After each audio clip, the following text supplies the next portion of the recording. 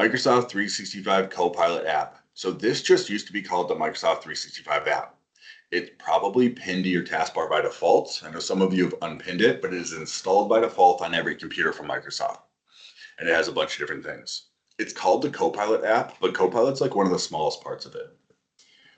But if you do like the Copilot part, something that's pretty cool is on new computers, they have a Copilot key. And you can press that, or if you don't have a Copilot key, you can press the Windows button and then C. And pressing Windows and C pops this up. Message Microsoft 365 Copilot. So it lets you see what the weather today is in Iceland.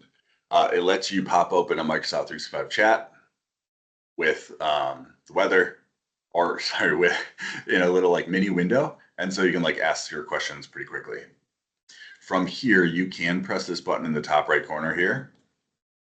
And that is to kind of make it the normal size app. And it'll bring you into the regular Copilot chat mode. And you can continue your conversation from here if you want.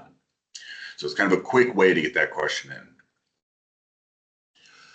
But beyond Copilot, that's probably the thing I actually use it a good amount for that. But I use it for a lot more. So search in Microsoft 365, I feel like this is a really underutilized tool. So search in Microsoft 365 can search across your emails, your chats, your SharePoint, your OneDrive. So if you are a client of ours, you probably have all of your stuff across all of those locations, SharePoint, OneDrive, email. So what you can do is you can say, I'm looking for, and you can notice right away, it's letting me find apps. It's letting me find files, sites, people. So if I was looking for the design document, I just start typing in design document, brings up my search, and you can see I've got my sites. I can filter it down to files, sites, or people. And this just makes it really easy to search. So if you're looking for something, starting with this general search, super handy.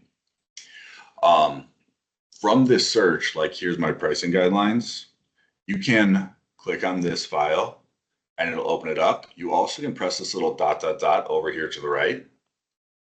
And you can say open in browser, or you can say open in app. And this will open it directly in Word on your computer. So instead of opening it up like in a browser and having to go through those steps, if you like working in the desktop app versions, that's a really handy little trick.